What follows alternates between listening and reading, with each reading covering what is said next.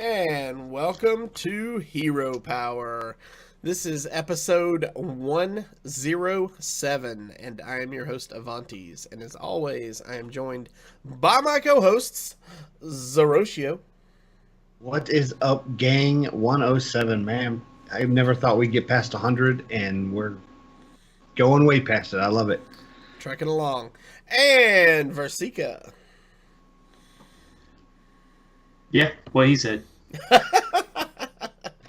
Yeah, what he said. It's going to be an interesting night of conversation with Versika. I can already tell. Coming off at 16 days in a row at work, he's going to be like, God. Yeah, Zeroshio's right. We're all going to be like, what? I swear I feel like I've done nothing but work and sleep. Well, sometimes that's what you got to do. I did get a date night last night with the missus, and we went to see Murder on the Orient Express. Oh, I want to see that. Yeah, fun times. That was a lot of fun. I did stay awake through the entire movie. Nice. All right. Fell asleep promptly when I got home. Yeah, well, there you go. I finally got around to checking out Thor. It was good. Well, it's like this time of year is actually harder when the time changes and goes backwards for me, because I wake up, but when I go into work, the sun hasn't come up yet. So now when I get out of work, the sun has already gone down. So it's like, unless I go outside during my lunch break, I don't see the sun this time of year. So it's like, All right. Well, we have got a lot to cover. Well, not really a lot, but a lot of good stuff to talk about. So this week they announced the Last Call World Championship players, and It is as we expected. Muzzy, Omega Zero, Tom 60229, and Centilol. Yeah. That was a surprise for me. The Muzzy was pretty much guaranteed. Tom 60229, that was a big story of Summers, that either he was going to qualify there or he qualified anyways because he locked up the APAC region. Omega Zero was kind of expected in China, but it wasn't. They do their system a little different. It's not so much points.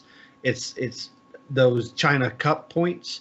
And Omega Zero had a little competition, but he pulled it out.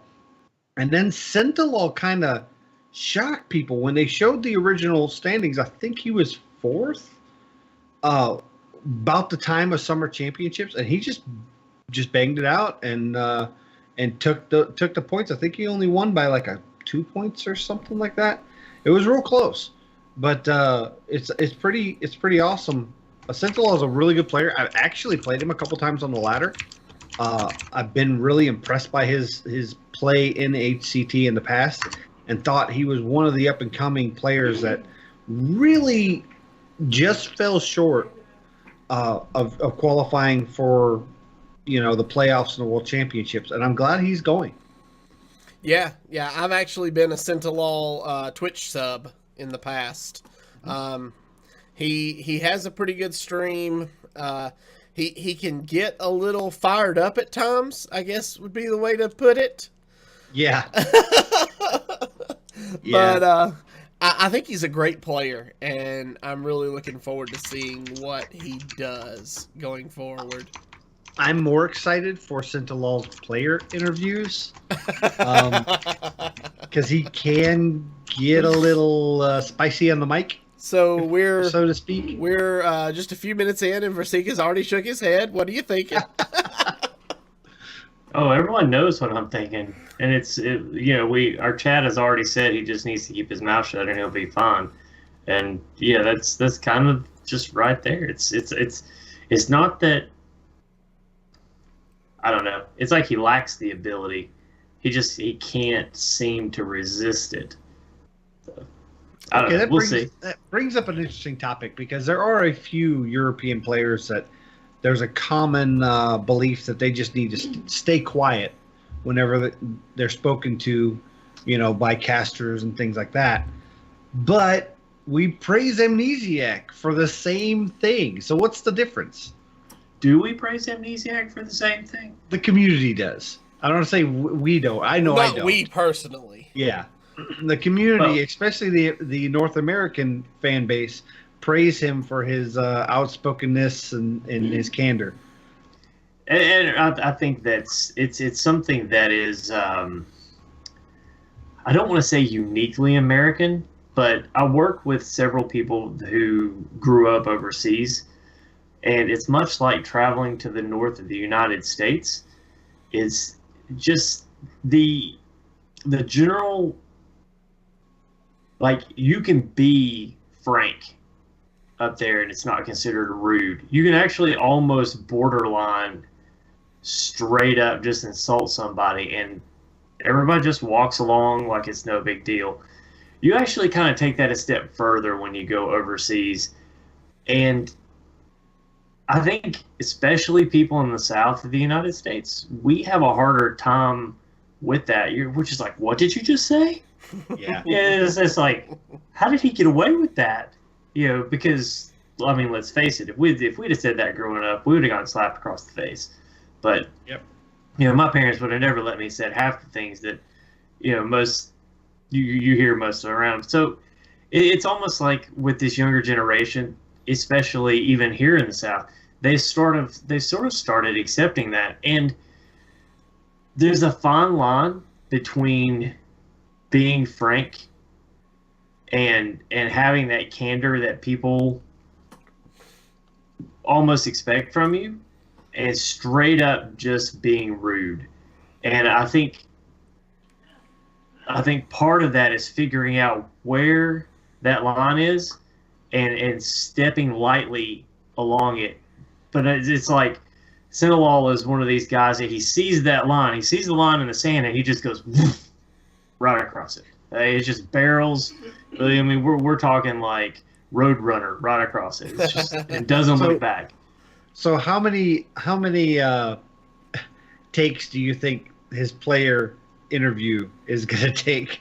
Because I'm pretty sure they're going to be like, cut, you can't say that. Cut, we can't use that. Look, I'm not gonna judge. I'm just gonna say that I think the world would be a better place if we had a little bit more of that honesty and a little bit less of let me try not to hurt your feelings.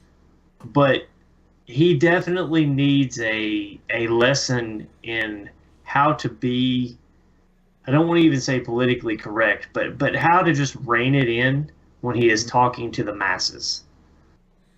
One-on-one, I can handle it a little bit better. One-on-one, maybe you can handle it a little bit better. But the more you get of us in a room, the greater chance he has of saying something that's just straight up going to make someone angry. So obviously, when they do the player interviews, a lot of times they ask them about their upcoming opponents. That's what I love about the 8CT. They do the on-the-spot interviews, like literally the morning of their matches. The match I really want to see now is Sentinel versus Purple, because they are going to tear each other apart. Oh, that'd be hilarious. I really want to see that match now. I know I'm not a big fan of Purple when it comes to his attitude, towards his opponents, but I really want to see him play Sentinel and especially post-game interviews. Oh, it's gonna be great. Yep. And so some of our listeners in chat have chimed in and said, insulting is kind of borderline law in Germany. And sure. Then our good friend DeSharmo says, having known many non-Americans, a lot of people outside of this country find Americans to be too overly sensitive. And I could agree with that 100%. Oh, yeah. Yeah. So, all right. Well, they also announced another Inn-vitational, sort of like they held at BlizzCon recently, only this one will be taking place in Sydney, Australia. This is going to be great. It's actually going to be a team format, 4 versus 4, with they call it the worldwide winners. It's representatives from all over the world Jackie Chan, Eloise, Dione, and Ant representing everybody else. And then representing the Aussies and the Kiwis, they're calling the Thunder from Down Under. I hate the name. Is Navute, Jowan, Citizen Napa, and Mage. Now, these are some really big names out of New Zealand and Australia. Really good, good players. Really think they missed the mark with not putting Pathra on this team, but she may have had other obligations. And she also was in the Invitational at DreamHack, and having 2 members that have already done it might have been going a little bit too far. What do you guys think? And this is going to be held December 9th and 10th in the United States. It's the 10th and the 11th in over in Australia. What do you guys think of the teams? I'm excited. I think Donnie and Jackie Chan and Ant and Eloise is going to be a fun team to watch. You put Ant and Eloise on a team, they're just going to be feeding off each other emotionally, and it's going to be hilarious. Yeah. But the team from the Thunder from Down Under, they are just likes to say it. I do. I hate it. They are.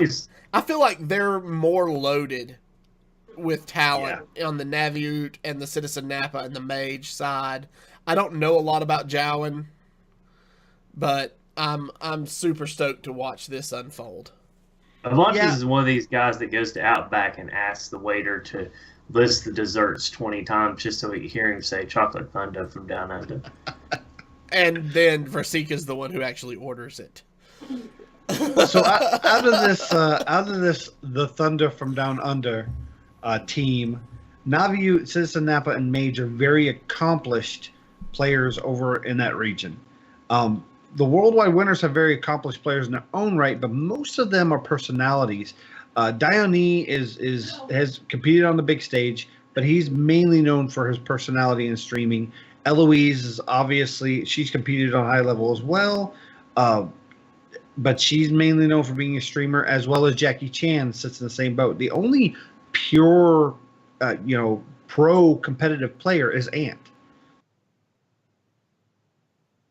So I think you're right. I think the Aussie and Kiwi team are definitely going to have a little advantage. Was that? The Aussie and the Thunder from Down Under. There you go. You're a jerk. They have a little bit more advantage when it comes to the play. Now, the format is going to be a single elimination bracket with each A and Z player paired against a visiting player.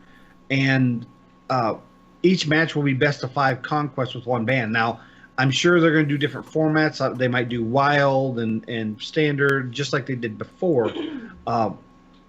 One other thing that kind of stands out in the tournament format is it says all new expansion cards will be allowed.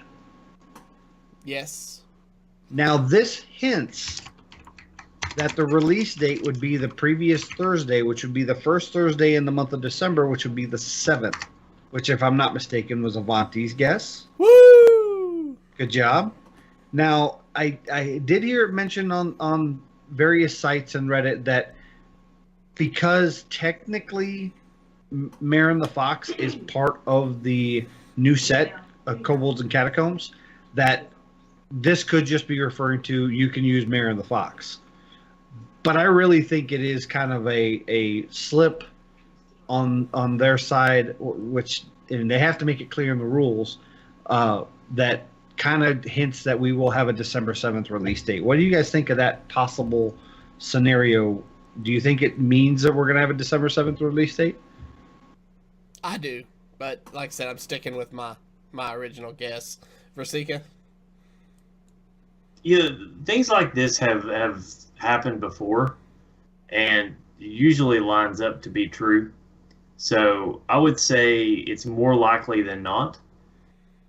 This also gives everybody a chance to kind of play around with the new set before Christmas vacation starts. It's right around the time college finals are happening. Oh. So, I don't know. It seems like, it's looking to shape up into almost an opportune time. Like if you had to pick a weekend in December for your first real weekend, you want a weekend where you're going to have a lot of people playing. So if you wait too long, you got people shopping, you got people traveling, you're not really testing the card interactions before Blizzard takes their Christmas break.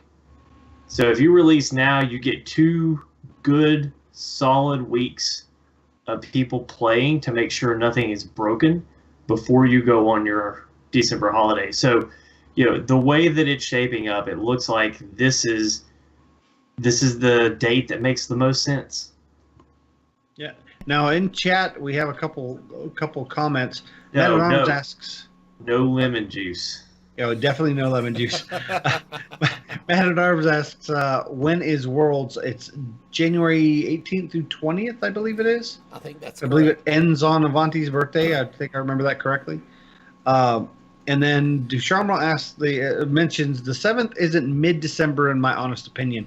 I would agree with you wholeheartedly if I thought it was mid-December. However, while all of the marketing stuff and the pre-order says mid-December, on many questions in the Q&A and some side questions by other podcasts, Yang Wu was specifically heard on multiple occasions saying early December. So I think the mid-December is literally there as a safety net just in case they have to push it out a week or something like that. Well, something else to remember is on all of the last few pre-orders, it's always said available mid-whenever, or right. mid-April, wasn't mid-August, ended up being mid-August, and they always come out usually a little earlier. So well, I mean, look, if you got to put something like that on like a card back or something, it's a classic case of what they tell us when I first became a project coordinator. One of the first things that they taught us was to under-promise and over-deliver. Mm-hmm. So when we were talking with our client, we would give them the date that would be our worst scenario and say, okay, this is our date. They're like, well, we need it before then. We'd be like, okay, well, when do you need it by? And they would make them give us a date. If we could deliver it before then, hey, that was just gravy. Mm-hmm. But it's like, if you've got to put your stamp on something, you give yourself the absolute most time. Mm-hmm. So I think mid-December is giving themselves the most time. If they have any bugs to work out and it's not ready, or let's say that they find a failed card interaction on December the 6th, they can't get it finished before December 7th, they can always push it back a week. Exactly. Well, they need to make a change like Small Time Buccaneer 3 or 4 times right up to the set and still get it wrong. Sorry. I'm not saying it's a perfect system. Yeah. So, all right. But at least it's a system. Yeah. And so, talking about the release of Kobolds and Catacombs, we are only 5 days away as of the recording of this show from the first release of where they start spoiling the new cards. Starts November the 20th. We will start seeing releases. And hopefully we will see more of an upswing after Thanksgiving. I think they say November 20th, but we're probably going to see things that Monday, Tuesday, Wednesday, and then we're not going to see anything Thursday, Friday. And we'll be lucky if we see anything Wednesday, I'm sure. But then that following week kind of is that week that they start doing the heavy dump, and then they'll do the Friday or the following Monday live stream where they get somebody like Day 9 or Frodan on there and show the rest of the cards. I really hope they do Day 9 again because he always seems really excited to see the cards. Plus, he's just hilarious. I love Day 9. And he is hilarious. So hopefully they do that again, and then we'll see the final dump, which usually it's a stream on a Friday, final dump on a Monday, and then card dump for CK card dump. I didn't See say you shaking your anything. head. I didn't say anything. The final dump of cards on that Monday, and then that gives everybody a good week to speculate on what they're going to do with the cards. You're going to have theory crafting. You're going to have streamers rating the cards and usually getting them horribly wrong. Prince Keliseth. And yeah, I'm excited. I like that they're getting, especially with the 3 sets a year. I know a lot of people still don't like it. There's been a lot of topic about cost of Hearthstone. But I like that it's becoming kind of a set in stone every 4 months and a rotation. They've kind of made it to a science a couple weeks before. They'll do the reveals. So it's becoming commonplace. And I like that because it allows us as content creators to plan for new set information and details, and it allows for us as players to digest that information, come up with theories, decks, speculations, and then practice them in real time after a little bit of time of studying the cards. Oh yeah, reveal period is one of my favorite times of the year. Yep. Because, I'll just sit there and salivate. This is a classic example of what I was talking about with Scintillal. Avantes used the correct phrasing, which was reveal. You used a more controversial phrasing, dump. No, there are card reveals, and then there is a card dump. And the card dump is taking the last of the reveals. I do card dumps a couple of times a day while I'm playing, but effective toilet time. If your opponent's roping, they might be wiping. Anyways, the dump is the last bit of cards they haven't revealed. Usually it's the less impactful, the filler cards, which a couple of them end up being really good, that just kind of fill out the rest of the set. And those are my favorite cards to see because those are the cards that usually nobody has really thought of because they were the last 13 cards that weren't on the stream and they haven't been revealed. And those are the cards that tend to sneak through as being impactful cards in the meta. Yeah. So I love a good card dump. I've heard that about you. Yeah. So just a few days away. They also announced the Kobolds and Catacombs Tale of the Fox Part 1. So, Zeroshio, why don't you tell us a little bit about that?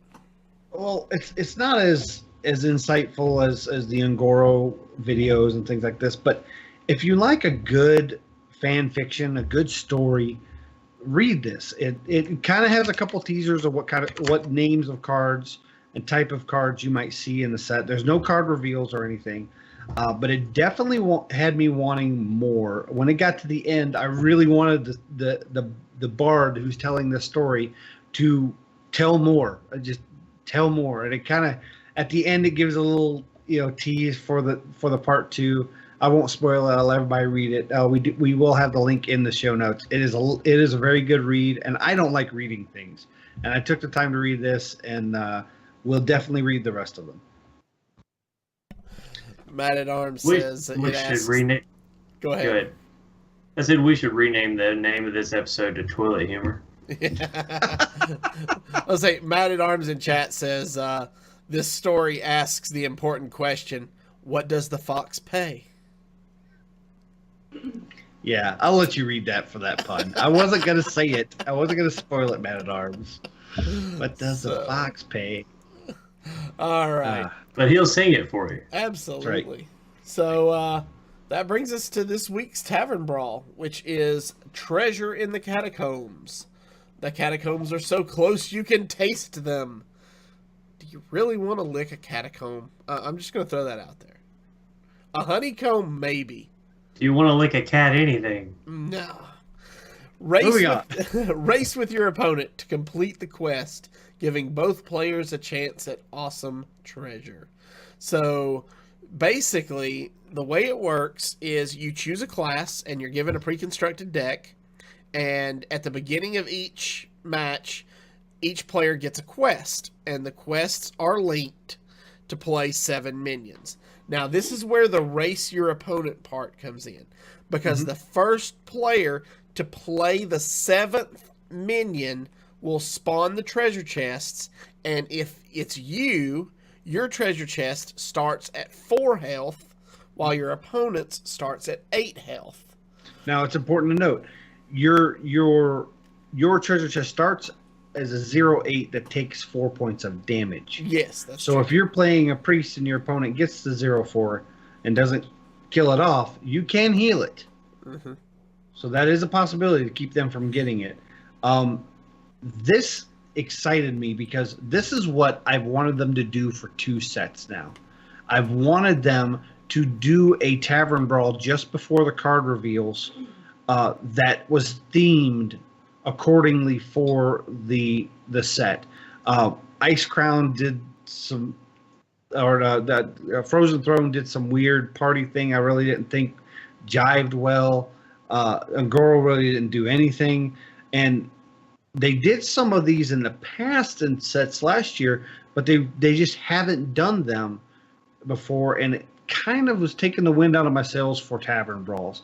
And I'm really glad they've gotten back to this, and I hope they keep it up because this is themed for treasure in the catacombs.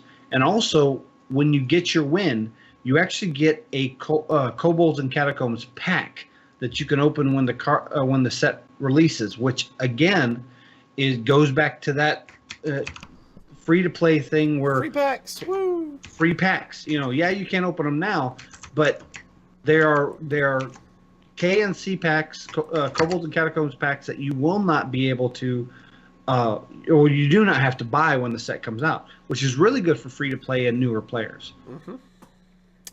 Yep. So, heard some mixed reviews, heard some people that have absolutely enjoyed it, and then we've had some patrons and some listeners who've said they've not really had a lot of fun with it, that it was get their pack and be done, or that they just were struggling to even get through it and calling it done. So I can see both sides of it, because if you're playing against somebody who also wants to bust open the chest and see what cool stuff they can make happen, it's really cool. But if you have somebody that just decides to rush your face and get their pack, it's like I want to have the cool things happen. Yeah. And the decks are pre-made, but I think they're random, and they're not by deck rules, because I did have 2 of the same legendary in my deck. So I believe they just give you random cards with a balance of a certain number of legendary. Yeah, because I got the 3 cost Prince, and he wasn't active, so I knew I had duplicates in my deck, or I had multiple 3 cost cards in my deck. So yeah, I'm pretty sure it's completely random. So. I actually had 2 King Crushes in my deck as a hunter. Wow. Like in the deck, 2 King Crushes. You're that guy. And I had I was getting ready to say. In another game, I had 2 Putricides. All right. Speaking of Hunter, that brings us to this week's deck list. See what I did there? Yeah. So this week's deck is the 2 Princes Hunter. So I believe, Zeroshio, you said this deck was a concoction of one of our patrons, Man-at-Arms? Yes, if I'm not mistaken, that was a Man-at-Arms special. And I'm not sure if he pulled it from another list. I know there was some talk that other streamers were playing a similar list, but I don't think it was identical to this. Okay, cool. So I'll run through the deck list, and then I'll turn it back over to Zeroshio, because I know you've been playing it, and I personally have been so busy at work, I've not had a chance to play this deck yet. I really want to, though. So, all right. This deck list includes 2 Bloodsail Corsair, 2 Firefly, Patches the Pirate, 2 Play Dead, which personally I love, 2 Tracking, Prince Keleseth, 2 Animal Companions, 2 Deadly Shots, 2 Devil Sore Egg, 2 Eaglehorn Bow, 2 Stitch Tracker, 2 Terror Scale Stalkers. It has Prince Valinar as your second prince, 2 Cobalt Scalebanes, Deathstalker Rexar, 2 Savannah Highmanes, and 2 Bone Mares. So, Versika, take it away. Tell us a little bit about it. You mean Zeroshio? Oh yeah, Zeroshio. Tell us a little bit about it. I was like, oh, is he the hunter specialist now? Well, I glanced over at chat Wait. and saw Man-at-Arms said he got this deck from Ike, who recently won DreamHack Denver. Oh, nice. Nice. Basically, this deck is is a lot of fun. Now I'm still fleshing it out. I'm sitting at about a 50% win rate total, but my second day of playing it, I've actually was at a 62% win rate. So it took me a learning curve to kind of learn the deck, and it's a lot of fun. I know with 2 Play Deads and 2 Terror Scale Stalkers, it does seem like a little bit of overkill for activating your death rattles. However, with Stitch Tracker in here, it's often I've had 4 Devil Star eggs in one game and been able to pop them multiple times on the board, and those usually end up snowballing to big wins. This deck is a lot of fun. The princes, while impactful, they're not really 100% necessary. But when you do get a Prince Valinor to stick, usually it prompts an early concede. It does.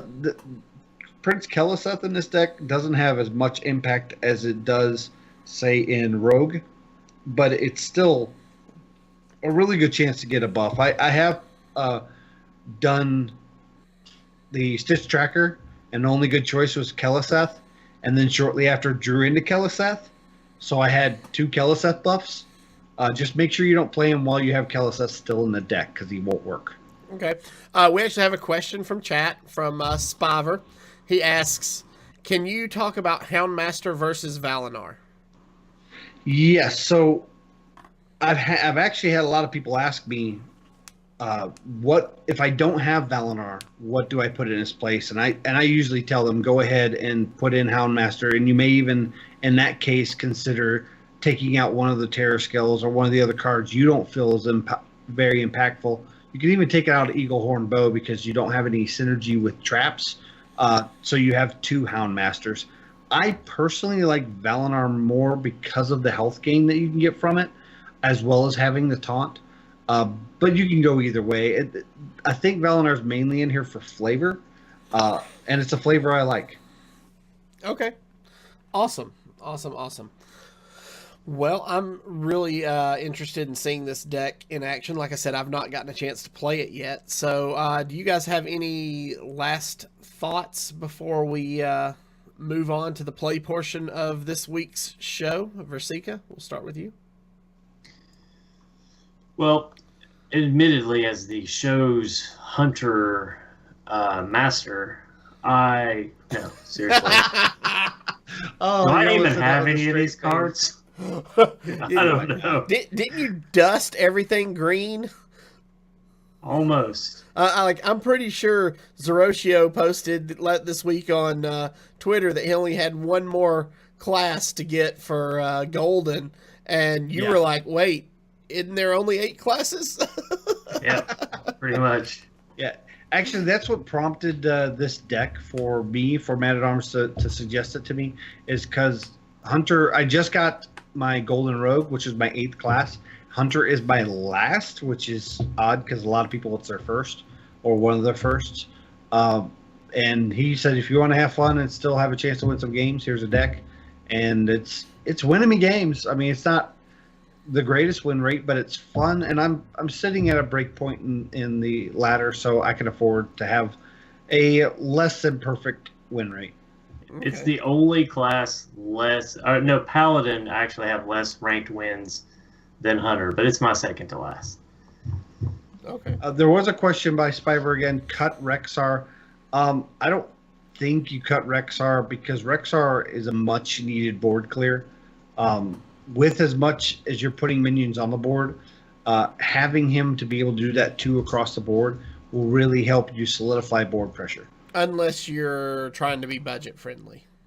If you're trying to be budget friendly, of course, you could even put in, any of the shot spells, the explosive shot or anything like that to kind of help you with that board clear, or some more taunts. Okay. Nesting Rock wouldn't be terrible in here.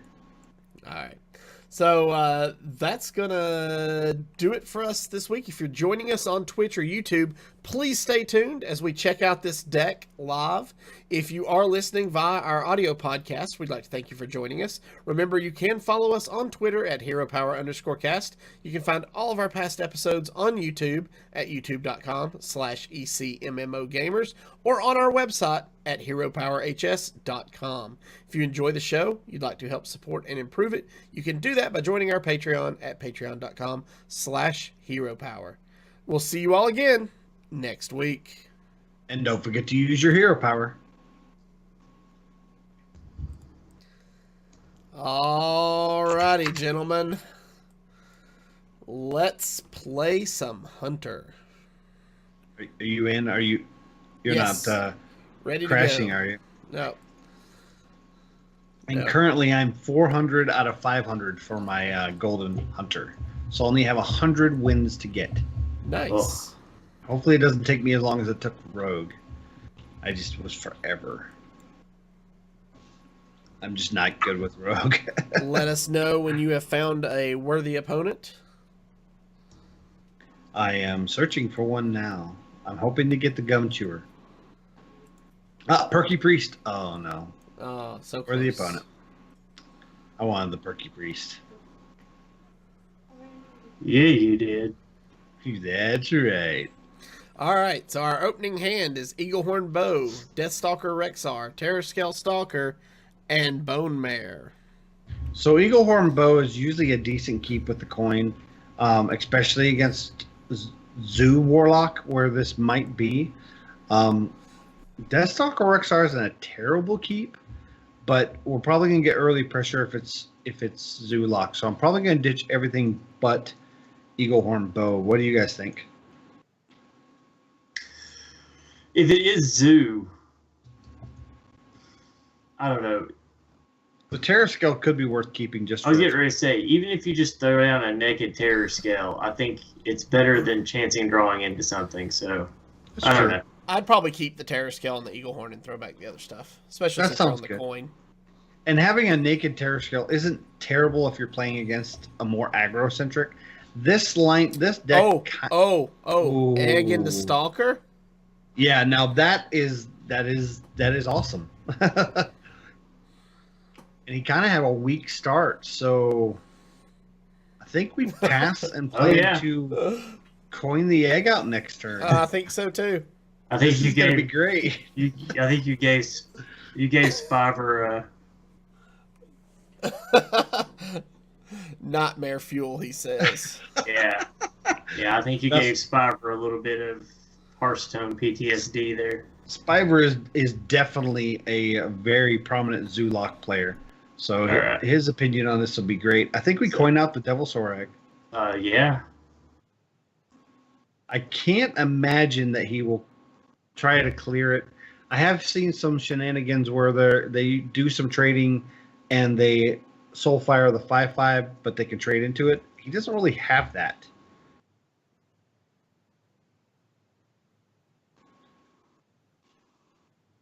Oh my. So we just Terror Scale, right? Yeah. I mean, it's kind of slow. He's going to do a lot of face damage to us. But this is pretty good board pressure. I think we may end up having to Eaglehorn into some clearing next turn. I think you're right. Ooh. He got a really good opening. Yeah, he did. And our opponent doesn't show up, says you're this isn't you, is it, Spivey? If this is you, I'm going to be really mad. So 5/5 into the 2/4 and Eaglehorn onto the captain. Do we tracking first? I think we tracking first. Okay. Ooh, play dead. Oh, I kind of like the play dead into the egg again, but Yeah. That's too slow. yeah, I it think really we is. have to Animal Companion. Yeah, and hope for Misha. Yeah, but 2 of the 3 animal companions doesn't help us.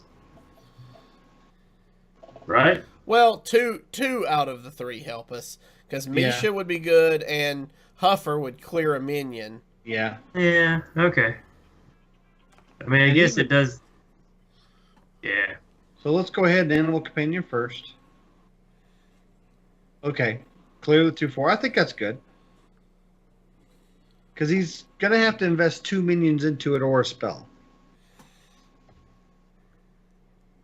And even Leok would have been terrible because it would have allowed our Devasaur to attack. Okay, so still not terrible. This is where it's getting tricky. Do we have to clear that Dreadlord? I think we do. But But there's not a nice way to do it. there's not. I mean, we could Cobalt Skillbane, clear the captain, and then it'll guarantee a buff on the egg. That's not terrible. I don't hate that.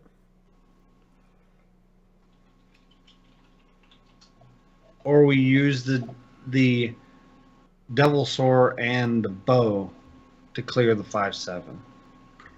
Yeah, that puts us at 10 at the end of his turn. Yeah. Go with the first play? Gonna say we could Stitch Tracker and hope to get Valnar. We won't be able to play in this turn. Yeah, go ahead. First play.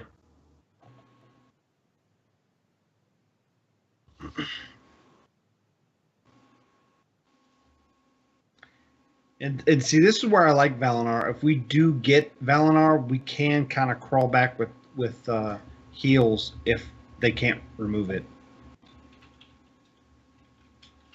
Rexar also is kind of pseudo healing. Oh man, at least it's gonna pop. It's guaranteed to pop the egg.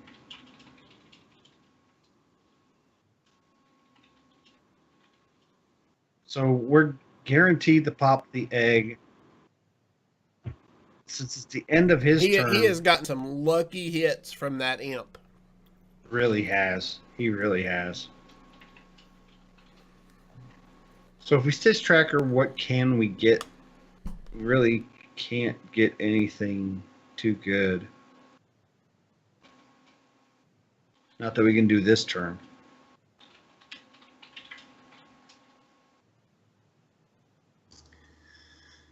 Okay, so what about going ahead, playing Stitch Tracker, see what we get. Okay. Using do that first. There's Kelseth won't be active. no. But Blood Cell will give us a charging patches, or patches will give us 2 charging patches. I like patches. Okay. So to In clear the case- 5/2. Yeah. Okay.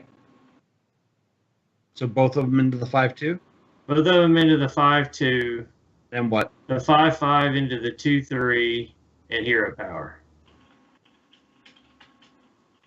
Okay, I did the pirate just in case he has another captain. That's fine.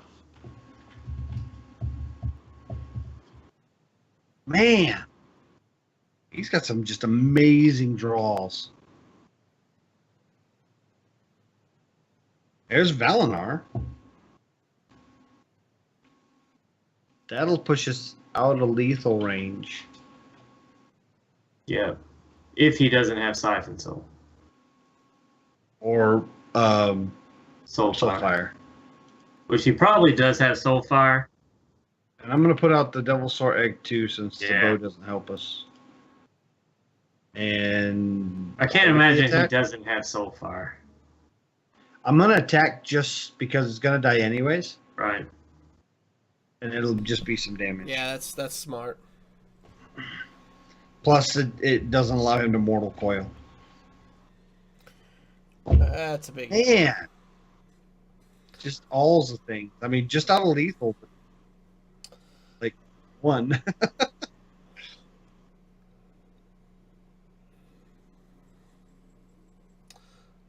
Oh, that's Rexar. Doesn't really do us Doesn't anything. really do anything. It'll clear off that imp finally. Yeah, that's the only reason I did it. Gonna thank him at bottom right. Oh, you could have at least created a Zombeast. Yeah, I could have. Oh, That's my bad. Matt's, Misplay. Matt at Arms is killing me in chat tonight with things I shall not Oh, repeat gosh. on air. Wow. Oh, that's hilarious. That's better than what Tice calls it. Oh. That's hilarious. If And you if you are don't know what we're not talking about, watching you us need to be here. live, you're missing out on the chat, guys. That's all Yeah, I'm you saying. need to be here for the live show and chat. That's just amazing. Well, this is a good starting opener. And I'm almost positive that this is a more aggro-based hunter because I believe I have faced this guy a few times in the last 2 days. But he could have changed it up. I think we keep the Firefly, toss the Deadly Shot. Do we keep the Animal Companion? I think I would actually keep all three. All of it?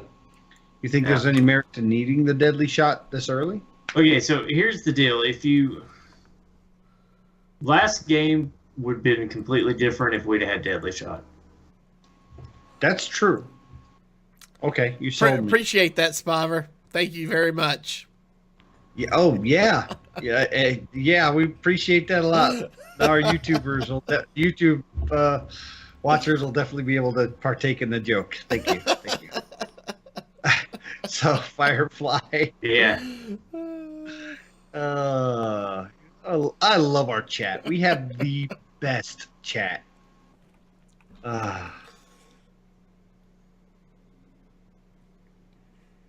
Yes, no text to speech, Matt at Arms. Yeah, no text. We still ended up drawing patches. You know, that's not bad. Not in this situation. This plays around the card I can never remember the name. Razor Claw something. Crackling Razor Maw. Yeah, Crackling Razor Maw. I don't know why I can't remember that. So I think we trade patches and Flame Elemental. I agree. Sure.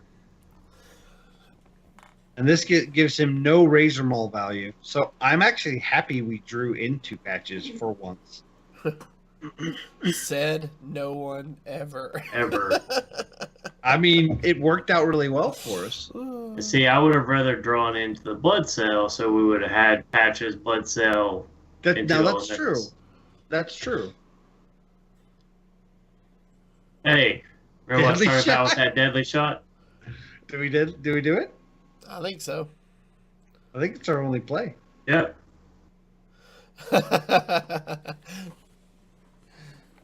Versicadamus. Are you sure we'll need that Deadly Shot on turn 3?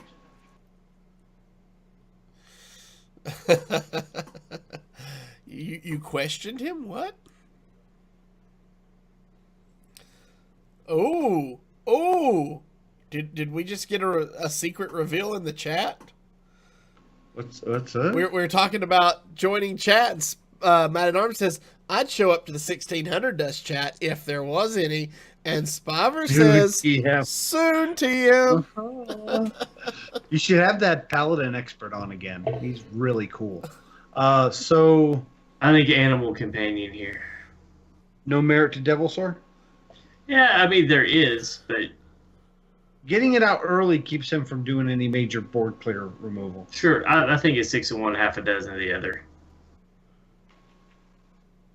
I'm gonna do the Devilsaur just because whatever you do this turn, whichever one you don't play this turn, you're gonna play next turn. So. Yes, I agree. Unless he thinking of an extra 4 points of damage this turn. Yeah, I think we can slow play it because of how aggressive we were in the opener. Because I really think he has a Crackling Razor Maul, and I'd hate for us to get Misha and him just put Poisonous on there. Neonic says we're not actually debating these plays and then picking the wrong ones, are we? Of course, this is hero power. We pick the wrong plays and win games we shouldn't. You know why? Because we don't forget to use our hero power. That's right. Not sure if I agree with that trade. He really values that 3/2. See, now if we get Leok, we get a buff to our Devilsaur Egg. That's true. So animal companion? I don't think you have another play. No, not really. There's There's Leok. Leok. Straight into the 1/1. Oh yeah. Yeah. Otherwise, he dies. Hero power? Yep. But him dying wouldn't be a Yeah. bad thing, but he wouldn't take anything with him.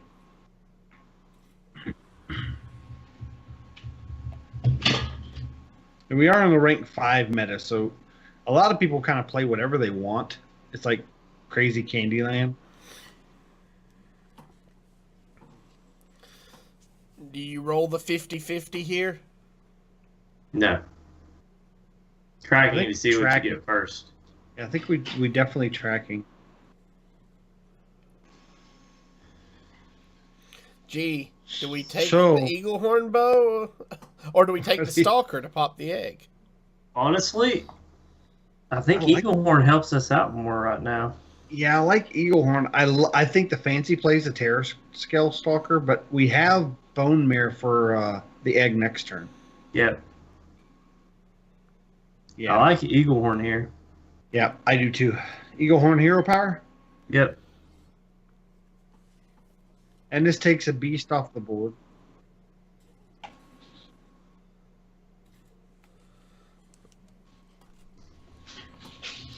I really can't see him killing the egg, that's what I love about the egg because it stays on the board for Bone Mare.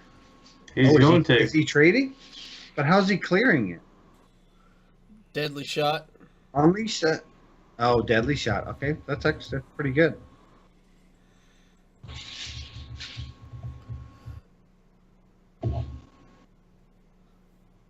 Well, we definitely Bloodcell Corsair. Yeah, we need the Corsair. And then I say Corsair, clear hero power.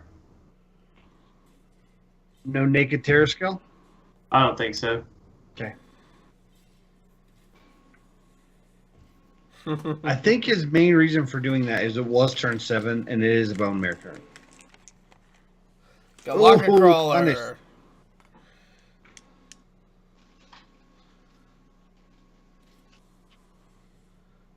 Oh, this is rough. Like I say, we keep drawing him at bad times. Yeah, I mean, so deadly shot either kills the hyena, leaving a 3/4, or it kills the 3/4, leaving a 4/3. At 14 health, we can't really afford to not get one of them off the board. So deadly shot, terror skill, Keleseth. Yep. Good. I mean, it leaves a 3/4 to trade into the 3/3, which isn't great, but it doesn't allow him to do shenanigans with Unleash the Hounds,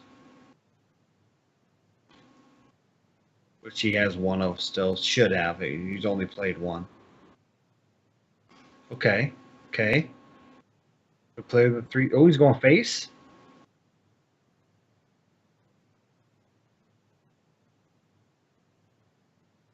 Bone Mare the 3/3. Yeah, and then clear the hyena. Or, I mean, clear the savannah. Right? Yeah, I think so. If we clear the 3/4, that means he has to run the high main in, and we can Rexar next turn to clear the 2/2s. Okay. Where if we trade here, he'll have the 2/2s and the 3/4 on the board. Could trade with any of them. Okay. And then send Keleseth and hero power. Yeah.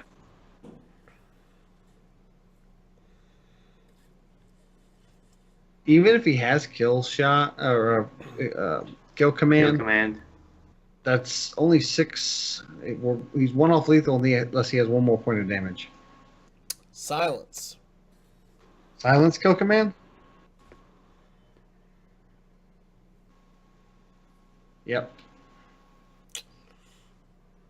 All right. And like I said, this deck can get a little streaky at times. It's fun. I love the death rattle shenanigans. Play one more. Do we want to want to go for the 0-3, which we rarely get because we don't play 3 games. It's only 825, so this is a fast deck. I mean, if you want to just play a bunch of fast games, I'm not really worried about win rate. I'm just worried about getting some wins in towards my counter. And at rank 5, I can always do my push later. Like it's fairly says, early in the 1 and 2 hot, boys. Yeah, 1 and 2 hype. Yeah. Okay. Okay, now this is an opener. Keeping Keliseth on the draw. I think we keep everything but Bone Mare. Yep. Yep, everything but Bone Mare. Now the thing is do we Corsair on one? No. Keliseth on one. Coin Keliseth on one. We do coin Keliseth, do you think? Yep. Okay. I guess since we got the Eagle Horn bow, it's not. Ooh. You're a jerk. This is Aggro Druid. I wrecked Aggro Druid yesterday with this deck. So coin Keliseth still? I think so, but you wrecked Aggro Druid with this deck yesterday. What do you think? I think so. Okay. I think we want to have the patches as a 2/2 charger. Yep. And the only other thing I would do is maybe Firefly and then kind of tempo him out. But I think this is against aggro. You need to really push. Oh wow, he is just going to get it. Just get it. Nice. We'll take that all day. So yeah, we have no real use for Keliseth, Go so we wide. can make this trade. Yep. Corsair into Firefly into face.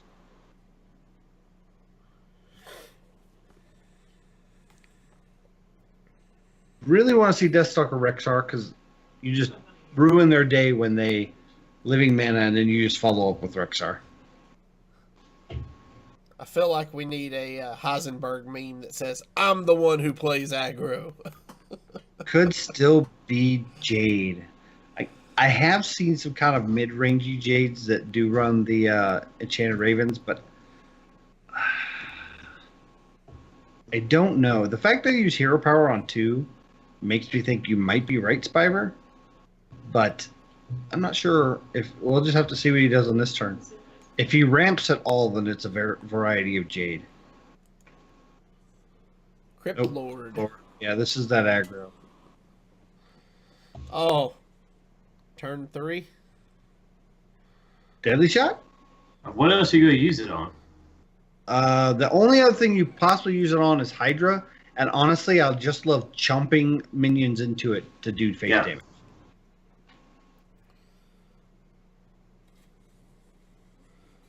And this is setting up for a Valinor next turn. And right now, he's rolling his eyes, and he's got his head in his hands, and he's just like, of course he had Deadly Shot. Yep. He's upstairs in his grandma's fridge checking for yoo-hoos.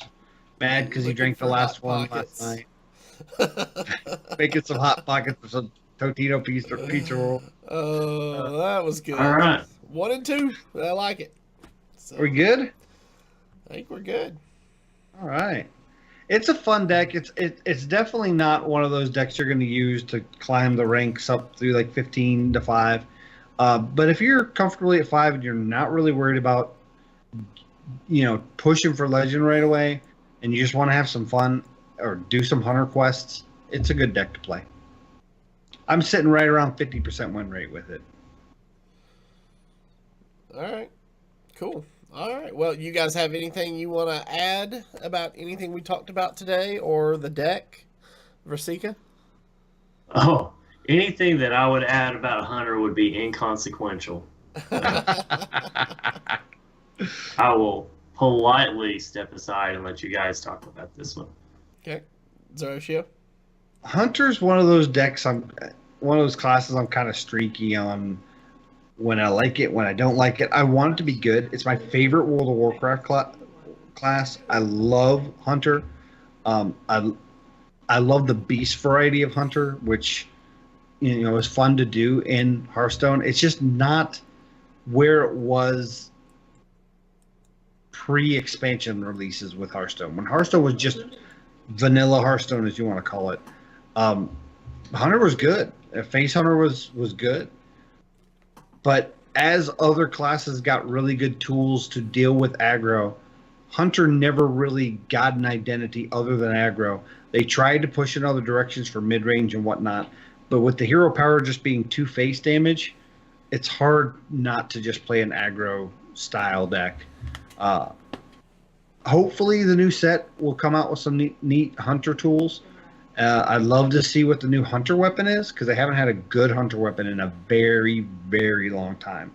So I'd love to see what that is. Other shout-outs I want to give is we will be at Green's Tavern for everybody that's in the East Tennessee area this Saturday. I believe we're starting at 6 p.m. Is that correct? That is correct. Green's Tavern in Knoxville near Cedar Bluff. Come join us. We're going to have a lot of fun and drink some beers. Must be 21 and up to attend. But if you are and want to play some Hearthstone, join us. Yep, Hearthstone and Brew. So come join us. All right. Well, I love Hunter. It's my first love. First character I played in WoW. First character I really played in Hearthstone. So I will definitely be checking this deck out and maybe play around with it. I might pull a page out of Rasika's book and take some stuff out, put some stuff in, play around with it, see how it does. But I'm looking forward to checking it out. So, all right, guys. This, just to kind of touch on that, this is kind of a meme deck with the 2 princes, and they do have impact in the deck, but they're not so staple that you could take the princes out and some other cards that maybe the play deads and make a more solid mid-range death rattle shell to it, and probably get a better win rate. Okay, cool. Might be room for N'Zoth somewhere in there. Oh yeah. So, all right. Well, if you guys have any questions or comments about the show or the deck we played tonight, please email us at heropowerpodcast@gmail.com. Hit that subscribe button below on YouTube if you haven't done so already, or give us a follow on Twitch to be alerted when we go live. And for more details about joining our patron-only Discord, you can find those over at patreon.com/heropower. Until next week, good gaming.